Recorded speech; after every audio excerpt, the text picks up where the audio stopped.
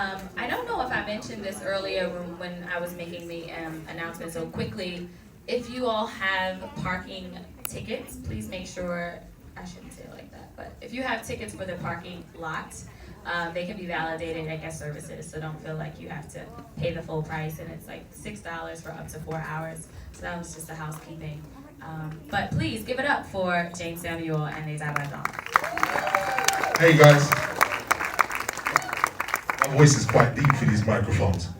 I'm kind of like, and give it up for Bokeem Woodbine who just came in the house. He made it just in time. So what you're about to see is a film. It's more like a statement, so to speak, right? It's a prelude into a much bigger film called The Notorious Nine, which we go into pre-production now. It's a huge film with like bank robberies, train robberies, and jailbreaks and all that. And when I first conceived it, I wanted to show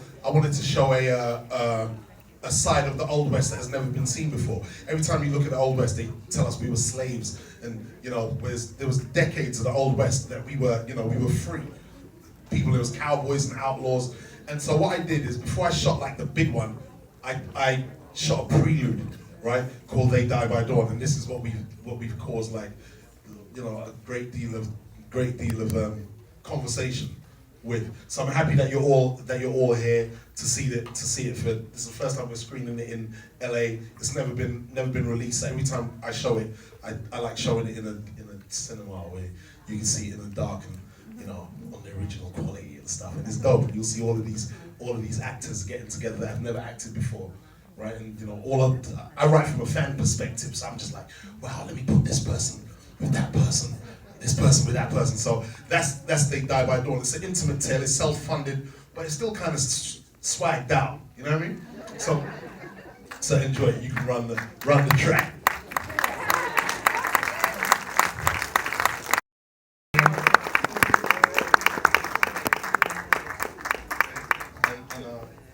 Kwame, I think Kwame Boateng's here, and Bokeem Woodbine, and I think Jeymes Poyser still here? Come, Jeymes from the Roots.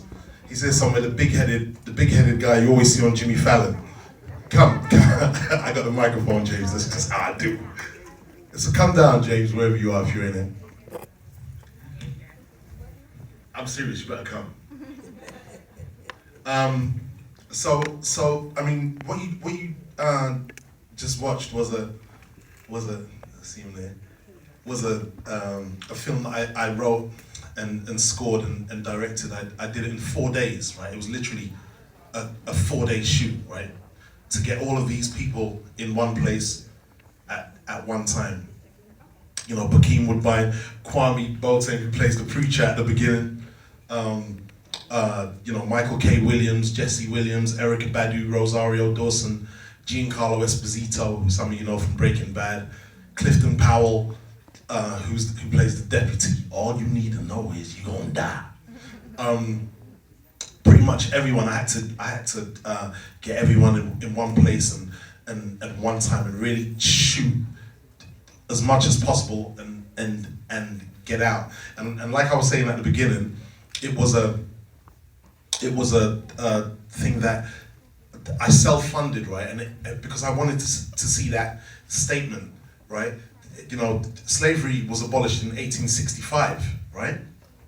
But if you think of people like Wyatt Earp and stuff, he died in 1929. There was decades after slavery was abolished that black people and people of color were running around the Old West, and we never see them depicted. So as a fan of the genre, like I love westerns. I just needed to see it myself. So it was something that I went and shot, and just to show people that world existed. So when I shoot The Notorious Nine, which is a much bigger epic film, like I was saying, bank robberies, train robberies, jailbreaks. It's a huge cast.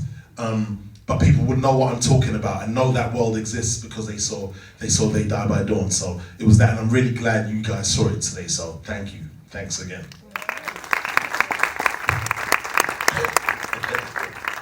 About 15 minutes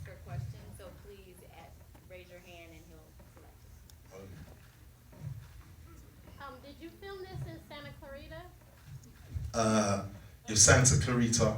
I've never heard of that place before, but Like the ranch that you filmed it at.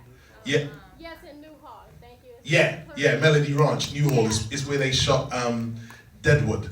And it was interesting because when I wrote it, right, I love Deadwood so much. So when I wrote it, I was thinking of the Deadwood location. I didn't know where they shot it.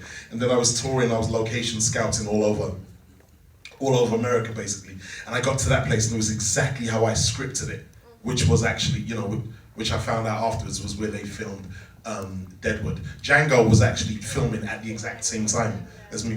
We were both in there at the same time, so it was almost like one in and one out. The reason I have Jeymes Poyser on my side, because you'll hear like musically, I'm known as the Bullitts. Some of you may know me as the Bullitts, right? So there's a lot of projects and songs that I have out, and I'll call like Poyser, right? I'll call him, "You big head." That's what happens when I get him like, and I'll say, "Look, give me a saloon version," because he's such a dope pianist. Give me a saloon version of that song and the saloon version of that song. So, even then, even the saloon music was original, and that's why I wanted you to come down to stage. I never really told you thank you for that, but thank you, Jeymes.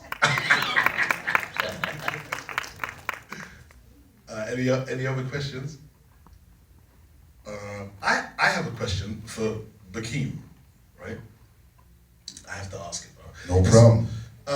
So for you, right? When you, because I've never asked you this before, but when I first gave you the script and said, look, that part, what ran through your brain with regards to it being a Western? And Yeah, I remember getting the intel from my agent that there was a short being filmed, and my first instinct was, well, man, I mean, I like to think maybe I'm a little bit past shorts. You know what I'm saying? Like, short, what are you talking about? And then he said, well, this is the cast. And he told me everybody that was involved. And I said, okay, I definitely want to get down. And then my agent said that you would be calling. And then Jeymes basically asked me if I was into playing a cowboy. I said, it's funny you mention that, because when I was younger growing up, my friends used to call me cowboy. As they say, well, cowboy or old man, either one.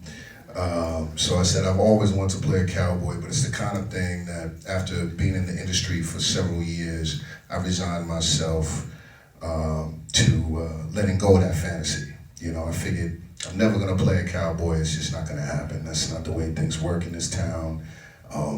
Somebody, I'm not gonna mention any names, but somebody tried to revive the black cowboy film in the early 90s, and it wasn't very successful, and I think in my mind, I figured that meant there would never be another black cowboy movie. So when you mentioned it, it was almost like you were speaking another language, like an alien language. I was like, wait a second, cowboy, black cowboy? It was one of those kind of things. And then when I realized you were serious, I was like, man, let's do what we gotta do,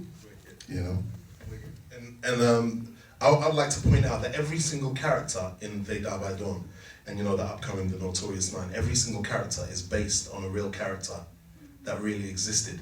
So Stagecoach Mary, Rufus Buck, Edmonia Lewis is Rosario Dawson's character, Nat Love, Ben Hodges, Bill Pickett, Jim Beckworth, every single character is based on real characters, real black characters of the Old West that really really existed. And I used to, I knew all the words to Calamity Jane growing up, and I had Jesse James and Wyatt Earp and Billy the Kid and all these people shoved down my throat, right? Just watching Westerns. But I never heard of the people like Ism Dart and Bose Ickett and Sheriff Bass Reeves, who was played by Harry Lennox, and he was the original inspiration for The Lone Ranger, which is bizarre. I never heard of these characters. It's almost like they swept that under the rug and taught us a whole load of jargon that was quite uninteresting. If you read about Stagecoach Mary, which is Erykah Badu's character, right?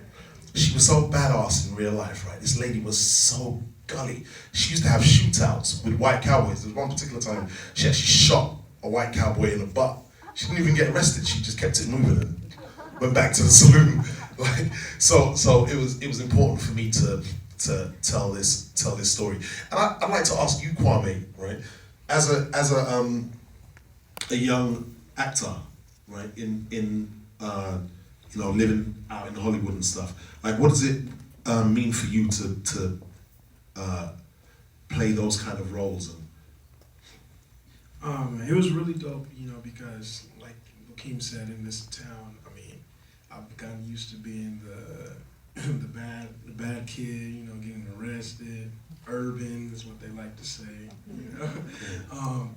So when I was like, man, a whole new world. I didn't know that, a lot of these black cowboys existed. I was never taught that. We see the old John Wayne movies and, the Clint Eastwoods, and we're like, oh, cowboy, white, boom, two guns, bang, bang. I never thought there was black cowboys that existed in history. And then when you told me, and then I saw the cast, I'm like, man, Bokeem, Nate Parker, Michael K. Williams. I'm like, this is ridiculous for a short film. Like, it was unheard of. Yeah. So I just wanted to be a part of it. And then gratefully, this whole thing, how it happened is I went out for Denzel's character, and then you end up writing the preacher, and I had fun with it. So it was dope. And I'll be quick, like how Kwame got cast. I was doing a bunch of casting on it. Was it the Universal lot or one of those lots? And this kid walks in, and it wasn't for the preacher, right? The preacher part wasn't written. It was for the young Paul Lawrence Dunbar, who's played by Denzel Whitaker from The Great Debaters. He's speaking to Roger Guenveur Smith and Harry Lennox, who turns out to be the sheriff. And this kid came in, man, and he had such a wicked energy, man, and he was dope, which was Kwame, right? And when I got back to the place to look at all the DVDs of all the actors that I cast, the casting director had lost Kwame's tape. And I was like, man, that dude was dope, man. That dude was dope. But I can only go on what I had in front of me. And Denzel Whitaker is a wicked actor. Like, he's one of the young thespians coming up. I was like, okay, well look, I have to go with this guy for that character. But I'm one of those greedy dudes. I want my cake and eat it. So I wrote the part of the preacher. I was like, bring me that little Negro that came in first. Because Kwame just comes in and he's all like, hey guys. And then he gets into character and he's super dope. And I'd like to, so thank you for doing that. Oh, man. And we got a lot more coming. You know what I mean? Next time they see you on screen, you're busting your gun. You know what I mean? Notorious 9. Notorious 9. So watch out for it. It's a 2.5 hour epic, fast-paced, action packed. This was more like a David Mamet stage play, like all location, and that's what you have to do when you're funding something yourself. You know what I mean? And it's interesting because people always say to me, "How did you fund it? How did you fund it?" And it's really strange when people say that, because if I was Rick Ross, right, and I was like, huh, and I was driving a Maybach, no one would ask how I bought that Maybach. It's a crazy thing, but I don't want to drive a Maybach. I want to drive a Western. You know what I mean? It's a crazy thing. Like you crash a car, you ain't gonna crash a movie. Like I want to see that stuff, and I'd like to say that for if I'm able to do that, and I'm a kid from England, from Harrow Road, right? If I'm able to do that, then everyone can do it. I remember Erica saying to me, you make it possible for me to dream impossible dreams, right? But I would say that maturity is a disease. I'm telling you, man, maturity is a disease. The older you get, the more you're taught you can't do what it is you want to do. Grown-ups have the most stupid sayings, right? I'll give you three of them quickly, right? Three of them quickly. Think positive, they'll tell you on one hand. Then they'll tell you, don't count your chickens before they hatch. What the hell, right? Or our parents, even when we're young, right? Grown-ups do some stupid stuff. You have to pray by your bed. Now I lay me down to sleep. I pray my Lord my soul to keep. If I should die before if I should die, I don't want to go to bed and watch cartoons in the morning. I don't want to be thinking about death, right? Or another one, right? They'll be like, oh my God, Susan's coming. Did you address the elephant in the living room? Like, kids don't have an elephant in the living room, right? Kids just address it. What'd you say about my? Remember Lorenz Tate, Men's Society? What'd you say about my mama? So, my point is this, right? I always digress, but I get back to the point. Maturity is a disease. When I was a kid, I used to play cowboys and Indians with my sister, right? As an adult, I played Cowboys and Indians, and I cast Bokeem, Woodbine, Kwame, Boateng, Poyser and me doing the music, Michael K. Williams, this and that, and I call it They Die by Dawn. Never grow up. Never grow up, man. Like you can really do whatever it is you set your mind to do. I remember telling my mum, I always make things hard for myself. I'll wake up one day, I'm doing a Western, and I'll take 100 flights to each person, Giancarlo Esposito, like literally all my favorite actors, and I will just tell them, look, man, I'm doing this thing, and you play, and I'll just, like tell them what I want them to, play. I feel like Barack Obama in the first, not that I feel like the president, but a line Barack Obama said, right, when he was in the first inauguration speech, right, he was giving his, when he won the presidency, and he was giving his speech, remember that swagged out speech, and he said something, man, and that's exactly how I feel when I'm making the Die by Dawn or Notorious 9. He goes, and to our enemies, you don't want to be on the wrong side of history. When I'm doing something, man, I look someone in the eye like, you need to do this, brother. You don't want to be on the wrong side of history with this one. Because when time passes, if that tish comes out and I could have directed like a Western and then I didn't, and then someone else does it, or, you really have to dig deep, man, and believe in your own fortitude to go forth and conquer the lands that you want to conquer. Otherwise people would keep telling our stories for us. And when I say our, I don't even mean like black stories. I mean our stories as human beings, man. When you can do something, you have to do it, or you can't complain about the injustices. You have to stand up, man. Like if you're the only, I'll be watching these films like, I'll be really quick. I know we got 15 minutes, I'm gonna be really quick. I watched Dead Presidents, right? This is why Clifton Powell was in They Die by Dawn. Dead Presidents, right? Clifton Powell has one of the illest monologues and illest scenes I've ever seen in a movie, and I'm a lover of movies, you can imagine. When Lorenz Tate, remember, comes home, right? Comes home with the groceries, and Cuddy the pimp is leaving his house, and he goes, "Hey, young blood, just bringing home the groceries, huh? I remember when I was a young blood, I used to love to bring home the groceries. Now, I like Juanita. I like her a whole lot. But you back now, and I'm gone. Now, I left some money on Juanita's table. What'd you say? Stay the fuck away from my family." What? You heard me, mother. Stay the fuck away from my family. Listen, young blood, I ain't the enemy. And then he walks down the stairs, remember? He walks down the steps and he pulls out his gun. It looked like a Desert Eagle. I was like, they made Desert Eagles those days. And he pulls out his gun. "Big bad Marine, look at you now. Does she fuck you? Does she suck you? Now she wasn't doing that before you went to the war, now was she, young blood? Look at you. You can't even put food on your fucking table. Don't ever in your fucking life bite the hand that feeds you." This dude is one of the illest actors on the planet. But being stuck in this town, I'd see him in movies premiering on World Star Hip Hop. Like, what the hell? Right? And that's what Hollywood does. Like, it chews people up and spits them out. But us, we'd recognize it. We'd store those monologues and those characters. Remember when Samuel L. Jackson done Pulp Fiction, and the whole world and white media was saying, "There's this new guy." He was already old school to us. He was already our hero. From this is Senior Love Daddy, we love radio. Or in School Days with the Jericho Cap, we would set Gator in Jungle Fever. I do a dance for you. He was already one of the illest actors on the planet, so we recognize those things. And Bokeem was one of those people for me. Remember Life. Eddie Murphy and Martin Lawrence. And this guy comes in, we have to go in a minute, and this guy comes in as Can't Get Right and steals the whole movie. Remember, he's walking out. So anyway, my point is, we have to wrap up now, right? But I want to thank you all for being here and watching this movie and sharing this experience with me.